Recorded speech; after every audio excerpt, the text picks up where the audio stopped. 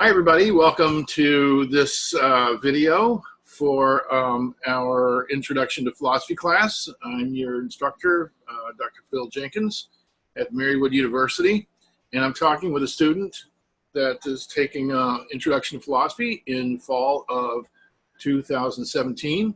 This is Frank, and Frank, would you like to say a little about yourself? Hey guys, as you may have known if you've read my post, I am the Army combat medic, the outspoken, different point of view to most of you. You'll likely see that I will be the man who separates himself and tends to argue or find the counterpoint just for the sake of, making everybody change perspective and look and see that in any argument, there's always a counterbalance and somebody has to strike it. I'll be that guy.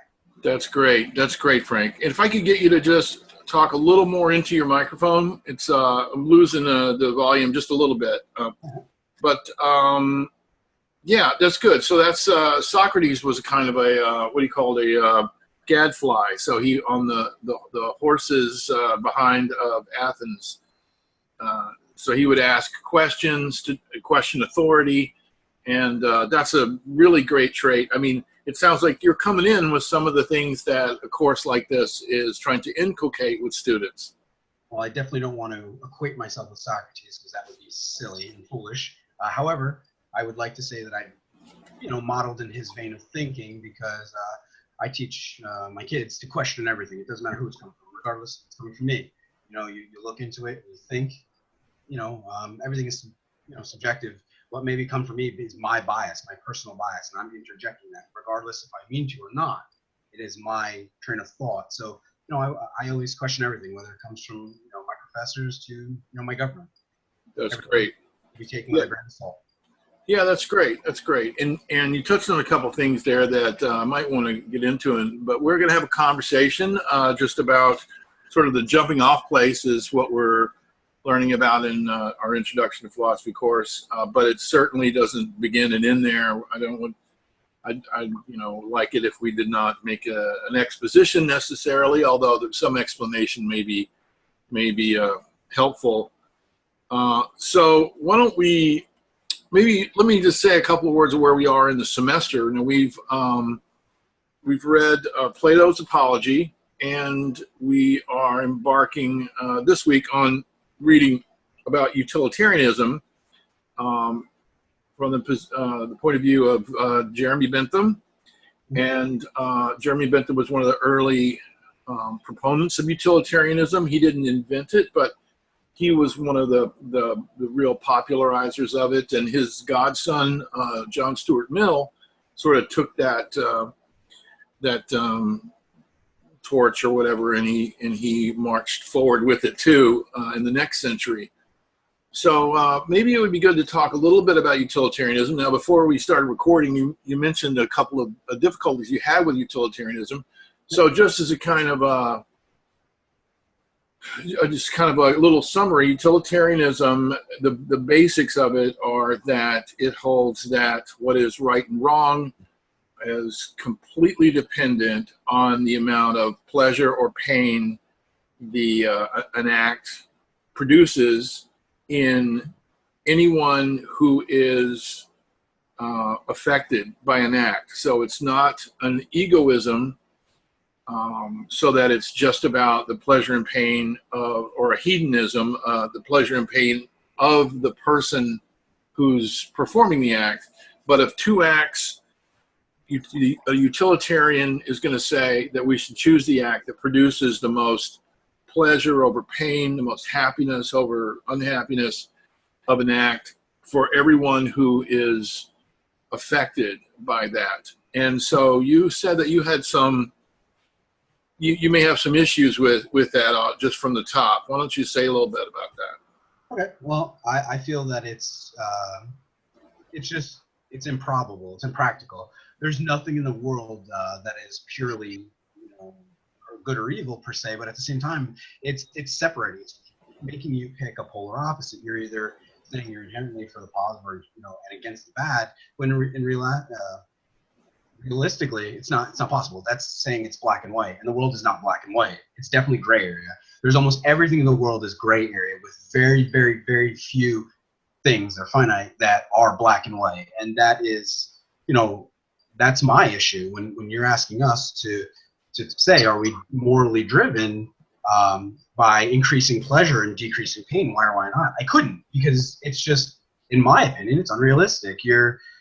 If you're driving constantly for positive, well, who? Because that opens up the next question. That's subjective. Is it positive in your eyes? Because positive in your eyes may be negative in mine, and so on and so forth. What may be negative to you is not negative to me. So it's opening this entire, you know, for lack of better terms, it's opening Pandora's box. And why? Okay. Why are we doing that? So if I'm getting you right, then the sort of core difficulty is that I can't act in such a way that'll produce the most pleasure for the most people affected by an act, because I don't know what would produce pleasure, or I can only speak from my own subjective point of view about what would produce pleasure in the most people. Correct, but now we're going to get into an argument of cultural norms, right? Because here in America, what may be seen as pleasurable is definitely not pleasurable in other countries, like Asian countries specifically. Like, Americans here, we'll go over to Asia and we have culture shocks. You know, for example, we don't eat dogs and cats here, but that is common in Vietnam, Korea. So my fellow soldiers, they go over there and they're like, what the heck? What's going on? Or even the way we are with females, we're a little more upfront, we're more alpha male. You do that in Korea, and that is socially unacceptable. You have just offended a Korean woman by being that forward. So it's what may be good in our here in America, like you're saying, is best for us, is not necessarily the best for a foreign entity, because cultures vary so greatly. Well, okay, so it seems that there's a couple of different issues here that we could treat. I think they sort of flow into each other, but there's the question of, can we really specify a kind of objectivist ethics where we can say what's right or wrong across individuals, no matter who the individuals are and what culture and all that. So there's that idea. So that's often posed as a debate or a distinction between moral relativism and moral objectivism. On the other hand, there is the view of utilitarians that what is the moral objectivist, let's see, how should I put this? That it is possible to have a kind of moral objectivism about ethics, and that consists of acts are right to the extent that acts are righter than other acts. Now, one of the things about utilitarianism is you have to compare two acts to really sort of make sense of utilitarianism, and usually we do have two options when we're talking about public policy or a moral decision that a person makes. So of two acts, the one that produces the most pleasure for the most individual would be the right act. So maybe we need to talk a little bit about the distinction between moral relativism and moral objectivism first, and then come back around to utilitarianism. Okay, but now, before we even get to that, my question is, how do we define our morals? Because morals vary from person to person, culture to culture, and then where does one define their moral compass? Because I will actively say, and maybe people won't admit this, but we're morally flexible. And I said that in my post, because we are. And people will argue that to a T, oh, I stand fast, I stand fast, I stand fast. But in reality, no, they don't. They move on a whim, and they don't even realize it, but they'll flip-flop in a breath. I'll admit it because I tried my best not to be hypocritical, but I'm human, so I am. Okay, so you bring up so many good points here, and this is another distinction that is sort of presented itself, and it's a beautiful one, but there is a distinction in ethics. But by the way that philosophers tend to at least treat ethics as a discipline is to not worry about the distinction between morality and ethics, and because really they're used differently in the language a lot of times, but curiously they come from the same word. It comes from the same root of practices and customs and mores. So let's, if you don't mind, let's at least simplify things by using the terms ethics and morals as synonymous. Is that okay with you? That's fair. Okay, so we have we have distinction between a distinction between what we should do and what we do. I can't. You know, any chance I can say do and get away with it is good. So. So that's sometimes called, it's a normative versus descriptive distinction. And I think we have a video at least coming up, or we already have, I don't recall.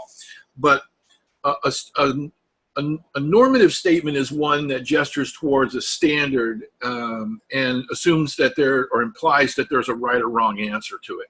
So, you know, a normative statement is 2 and 2 is 4. You know, I mean, it can be as simple and straightforward as 2 and 2 is 4. Because there's a right or wrong answer to it. But really it's mostly used, normative comes from the word norm or normal, that implies a standard, right? In ethics and actually in aesthetics too, a moral statement is normative. So it gestures towards a standard. So when we use should or ought in a statement, then that will tend to make it, if we're using it the way we usually do, that'll make it into a normative statement. So a normative statement would be, John should not have broken up with Mary. Say, let's just make it a really simple thing. You know, country A should not have attacked country B. So a descriptive statement is one that just describes the world, and so it would say, John broke up with Mary, right? Or country A attacked country B. So one describes the world and one says how the world should be. And this seems kind of odd, especially to be talking about in school and college, because generally normative questions, questions about what should people do, what ought we to do, what should we not do, are usually not dealt with that much in school contexts, you know, like K through 12 education and college. For instance, in psychology, if you studied ethics, you would most likely be studying it in its descriptive form. So you would be studying it in terms of what do people do, and that's the way that you mentioned, like, you know, what do? You know, you're willing to flip. I forget the word you used, but you'll like, if I'm getting it right, I'll use me as an example. You know, I may have some moral standards, but I may absolutely do something that just is spur of the moment. You know, that just throws the standards out the window, and I just do whatever I do. So in a sense, I may actually do something I don't think I should do. And to tell you the truth, I mean, there's parts of my behavior. I actually think that animal ethicists make good arguments for not eating meat, right? I actually think they make good arguments for not eating meat. But I love meat. You know? So that might be a case of, I don't actually do what I myself might say that I should do. Okay, so going through all that, now does all that make sense, by the way? It does. Yeah, I'm sorry, I think I probably used a lot more words than I needed to describe it, but so we have the normative concerns and descriptive concerns, and I really wanted to sort of take that apart too, because it's important to philosophy courses that deal with ethics especially, and really life in general, to make the distinction between those. So when you say that in terms of ethics that it's all cultural, and that it's all subjective. And then your evidence for that is what you actually do. That goes in the descriptive category and leaves open the question, what should you do? So if you're presented with a moral decision and you choose X, that doesn't really answer the question. It doesn't really address the question of what you think you should have done or what you think somebody should do. Does that make sense? Does that affect what you're saying at all? A little bit. You know, one of the things in moral relativism is the argument is given that different cultures have different moral standards. So that's premise one. Therefore, well, actually, so let's just make that the premise. Different cultures have different moral standards, and then the conclusion to that argument, therefore, there is no objectivism about morals. So maybe you can see there that the first statement, the problem with that argument is the first statement is a description about what people do in different cultures. The second one is about what people ought to do. So it could be the case that some cultures are right and some cultures are wrong. It could be that one culture is right. It could be that they're all wrong, or it could be that they're all right in some sense. Now, what do you say about that? To me, that infers that my beliefs come before anybody else's. So I don't agree with it, because that's saying, oh, well, I'm American. My way of life is the right way. And it doesn't matter about foreign cultures such as Korea, Afghanistan, or Zimbabwe, because their culture is what they know, how they were raised, how their livelihood is conducted on a day-to-day basis. Oh, because I'm American, I'm more important. There's no way. Well, let me ask you, are you talking about that's what cultural relativism would mean, or that's what ethical relativism would mean, or that's what ethical objectivism would mean? The relativism, because right. You're saying that, our day-to-day basis, that it doesn't make sense to me. There's no way that we're always right and someone else is always wrong. I really think it boils down to where you are in the world and how you're raised. It's kind of like the old philosophical argument, why is water wet? Well, yeah, okay, so, but now relativism can accept that other cultures are right. In fact, moral relativism would say that the moral practices of my culture are right for us and our culture. We can't say that there's anything wrong with anybody else's. Other cultures have their moral practice and they're right in their culture.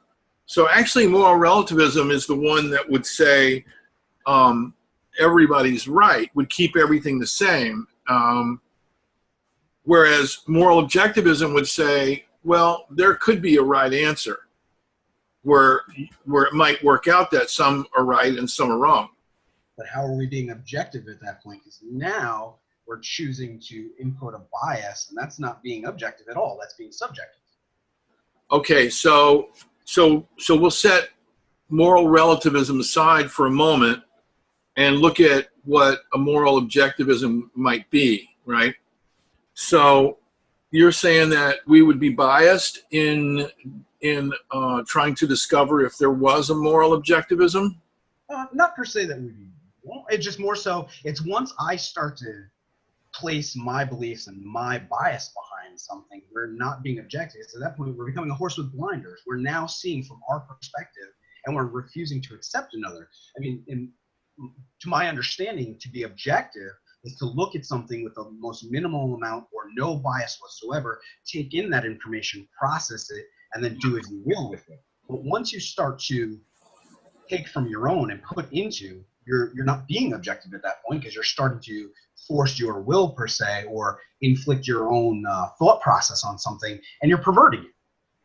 Well, what if we were to try not to do that? Or what if we were to say, well, let's don't inflict our own morality into it, but let's look for an objectivist ethics. Are you saying that that's impossible to do? Not impossible, just yeah.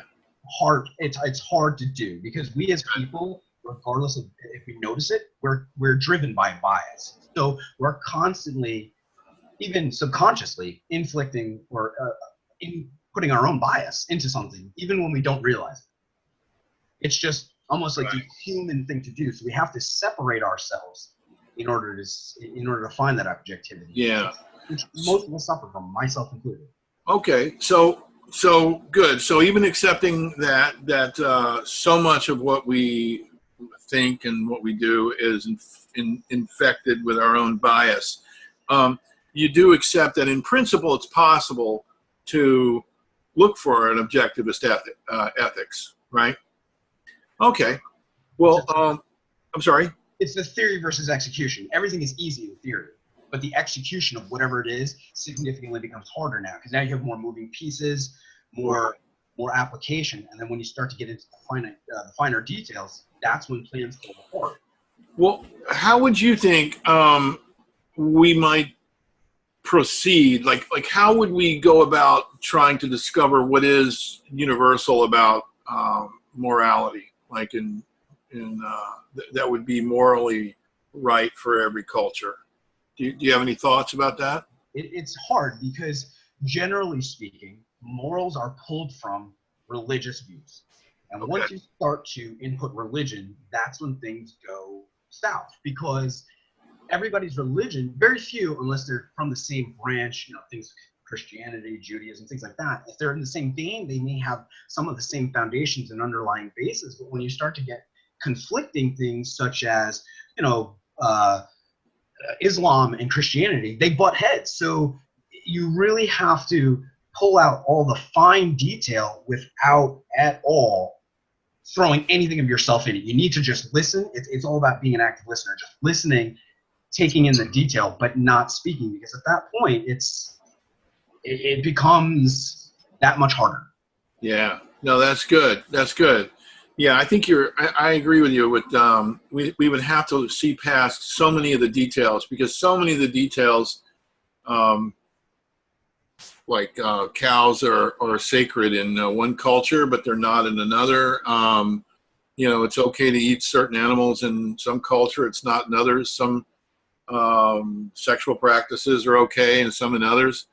And then there's practices in some countries where, there's no really nice way to say it, but it's called female genital circumcision, things like that. Well, so what about this thought? Maybe looking at all the different religions and looking at everything, maybe that's going to take a long time. What about using a little bit of logic? So, for instance, and this is from what others have written. But say we were to think about say we were to ask what is necessary for any society to exist, or at least to continue to exist over time. What are some things that have to be the case for a society to exist? So I'll give you an example. Could a society where killing random people was a morally good thing, is that a society that would even just sustain itself over time? No way. Right. I mean, at that point, you'd have chaos, and chaos is meant to deorganize, destruct. Right. So it wouldn't even be here. So maybe if there were societies that were like that, they either aren't here now or they're not likely to last very long, right? Yeah. Well, here's another thought would be, what about societies that did not have any sanctions for lying, right? So presumably, in order for societies to function, people have to cooperate. And so they have to trust each other in certain agreements and in order to form contracts and things like that. So wouldn't we have to probably say that lying would be something that would have to be considered morally wrong in a culture like that, right? Definitely, because without trust, there's no foundation for any relationship to be built on. Right, right. Well, so right here, we may have answered the question that we may have two moral we may have two normative statements that, you shouldn't kill, at least not random people for no reason, and you shouldn't lie, at least in a general basis. In order to have a society, people have to sort of, adhere to those kinds of rules, and aren't those the kinds of things that are often considered to be in the moral domain? Does that make sense? They are, but they're considered. I think you're aiming or starting to move towards logic and reason, and I'm agreeing with you. However, again, where the devil's advocate here is, once you add in government, logic goes out the window.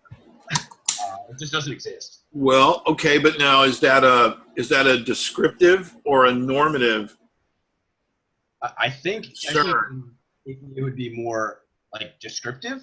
But in reality, if you just pay attention just look back, look even towards the Roman Empire. I mean, logic did not exist at times. The things that they did, they overextended, things like that. Logic would say, hey, we need not go into Afghanistan, but where did they get defeated? In Afghanistan, because they overstretched their bounds. Logic would say, a general who's been in combat would understand we're going too far. But Right.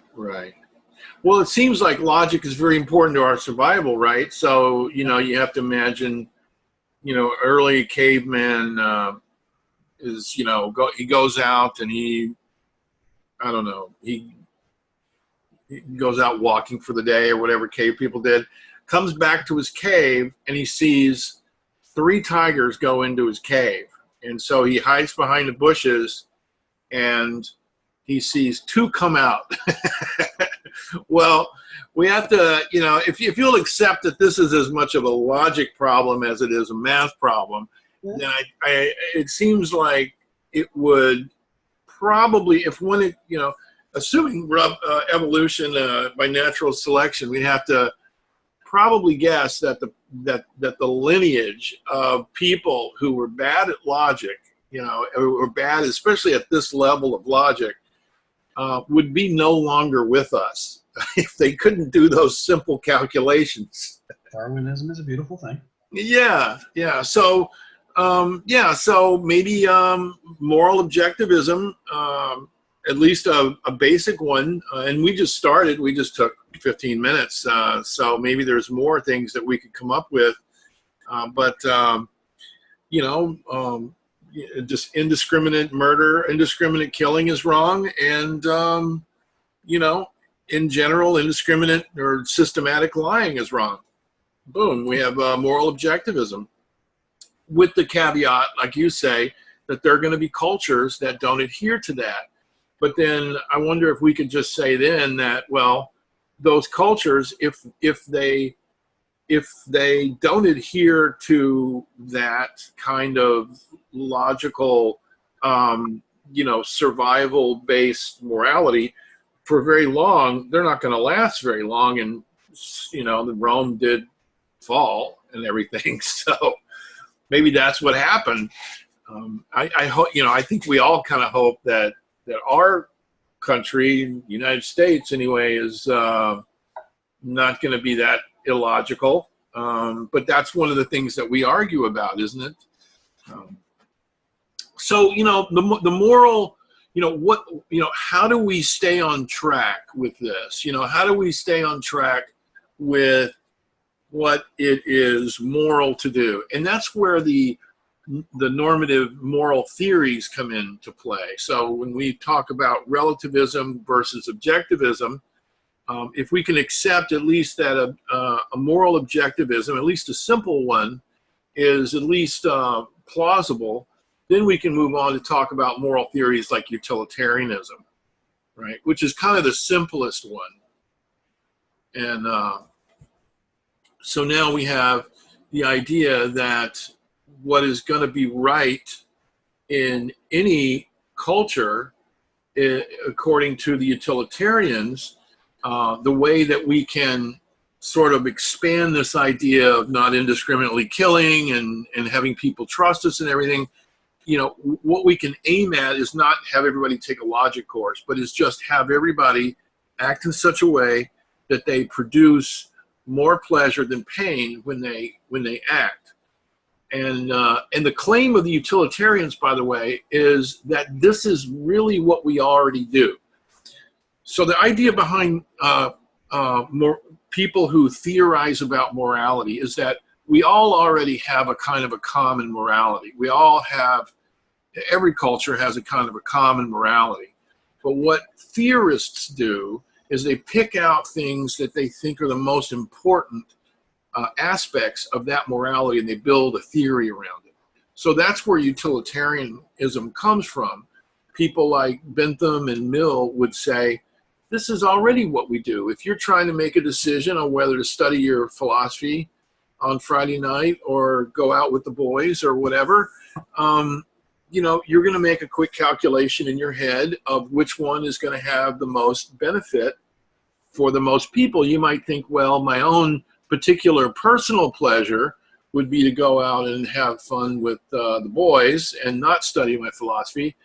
On the other hand, you know, if I don't make a good grade, then I may not attain my goals further downstream, and that can have an effect not only on me but on my wife, you know, my extended family, on all those people that I would help being a PA and all this kind of thing. So you see, it's kind of, it's not just about like what would make me happy. It's about, it forces us to think about what would, you know, what would be pleasurable to the most people. And I think you do have a point about that. There's a subjective aspect to that, but I just wonder if it's as hard as you make it out to be. Well, I think at that point, if I understood correctly, though, utilitarianism is on a kind of everything that's best for the whole. It's on a grand scale. So we're speaking of on a grand scale, but now we're only affecting, per se, an arm's reach, my wife, my kids, my close family. But to me, that's not really a grand scale because it's my close surroundings. So in reality, I disagree with the argument as a whole because it's not affecting the grand scale. The grand scale would be countrywide, continent-wide, worldwide. Those are grand scales. Right. Well, so you would fault it because it doesn't go far enough to. So do you think that when we act morally, we should always be thinking about like the whole world? No, not necessarily. Not at all. We should definitely take care of our own first. So definitely your okay. Family.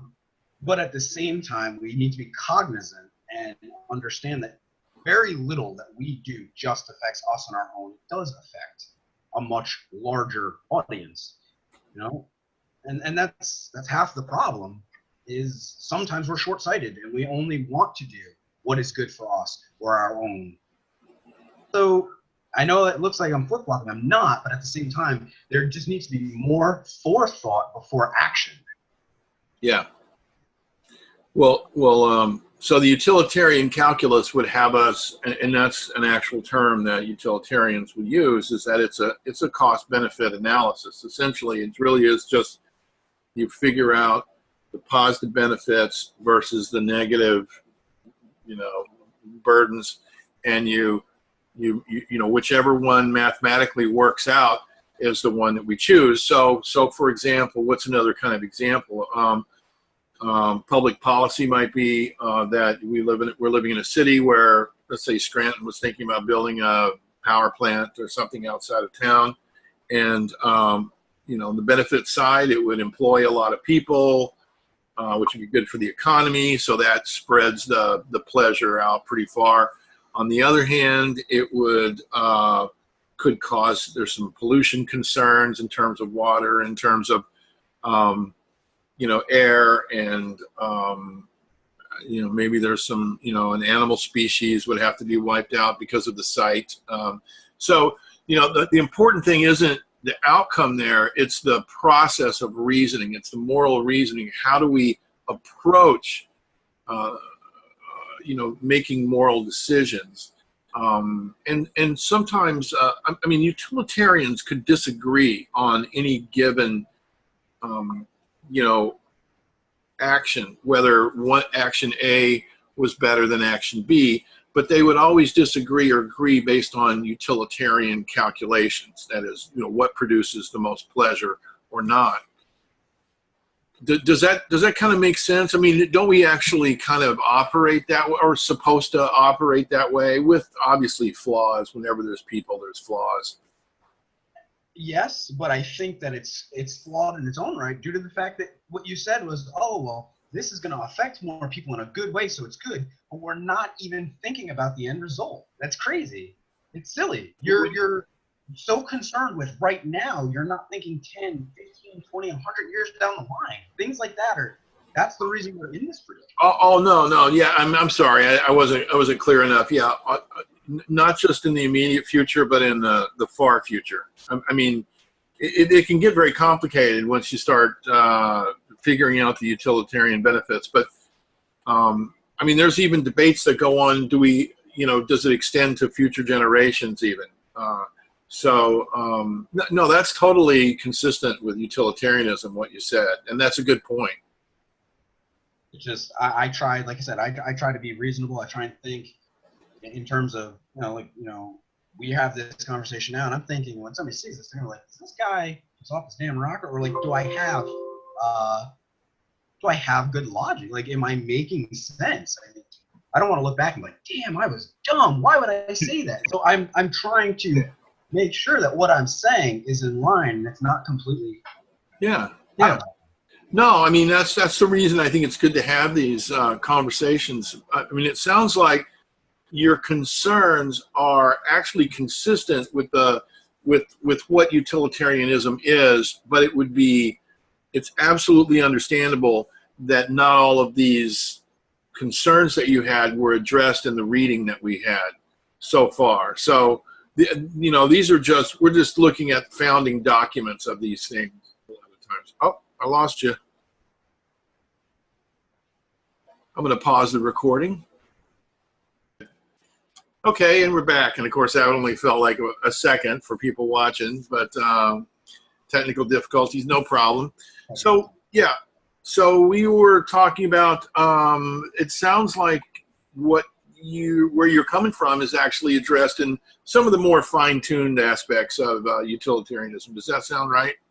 Possibly. I mean, I'm definitely not, super well versed. What we spoke about, I've heard previously, but I'm not by any means a specialist in this thought process. Yeah. But no, you do bring up some good points about what's important to think about when examining moral theories. And next week, we're going to be reading about a very different moral theory, deontology, which has to do with what duties that we have. Kant is going to argue that we shouldn't base morality on pleasure or pain, because that makes everything based on the consequences of our acts. And what's important about morality is why we do the things that we do, if we're following a moral rule. And he argues for a particular moral rule that he thinks captures sort of logically the basics of morality, although he uses it and he arrives at what he calls the moral law from a different angle than the way we did. But, maybe we'll talk about that next week, so we don't have to get really into it that much now. Well, so what else? I mean, we have a few minutes we could spend on something else. Is anything else, is anything else eating at you? Anything else you thinking about? Yeah, I mean, I'm looking and I'm reading over our posts, and I think we're playing too nice personally. I think part of healthy discourse is not just going, oh, hey, Jamie, you did great, or hey, Andy, you did great. I really liked how you did this. Like, I want somebody to look at my post and go, Frank, you're a schmuck, and here's why. Yeah. I see things from my perspective, my bias. I welcome everyone to come at me and pick me apart. I don't care if the whole class picks on me. Why? Because that's only going to make me a stronger person, because I'm going to see the flaws. I'm going to see where I fell short and see where I need to shore up and formulate my defense better. So I think we all need to, as much as we need to congratulate each other, we also need to be a little more critical of each other. That's what this course is about, being critical. And I think so. Yeah. More open. Yeah. And this is a difficulty in introduction to philosophy courses, not just online, but also in classrooms. I mean, you know, especially people not used to doing a lot of even approaching philosophy, where it's accepted that you're supposed to challenge each other's beliefs, and it's actually respectful to do that, and to do it in a respectful way, I should add. You know, I would not want anybody to call anybody a schmuck, you know, unless it was a test, it'd be okay. But you know, but I know what you mean. I think we know what you mean. Yeah, I mean, you know, I want the best beliefs that I can have, and if you have or anybody has a consideration that I haven't thought of, then you know, I might change my beliefs even. So, but you know, I think that sometimes civility can go a little far. But in an intro course, a lot of times, whether it's in the classroom or in an online course, people will tend to be a little nicer about it, and maybe not want to incur much critical wrath on themselves. So I haven't been as present as I hope to be soon in the forums. So maybe I can try to provide a little more of that in the forums, though. But you make a really good point, and I think anyone listening to this from the course, if there's ever a class where it's okay for you to challenge somebody's belief, it's definitely this class. Again, in a respectful way, and we want to get each other's views right. We're going to be reading something soon that Daniel Dennett wrote. It's based on what somebody else wrote, but it's called Rappaport's Rules, and it's really just simple that sort of critical conversation should start with getting your opponent's view or the other person's view as so right, like let's say we were doing this according to these rules, is that, let's say you talk for a while, then I play back for you, so to speak, what I think that you're saying, you know, your claims and your arguments, but I try to do it in such a way that you might even consider it an improvement on your arguments, right? Okay. And only then, then the next one is I then tell you what I think our common ground is, like what I agree with you on. And so all that's positive.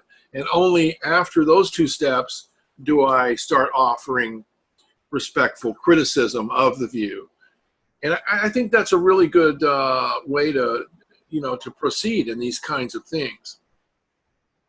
Okay. Well, I actually, I think I did something similar, not quite that in depth.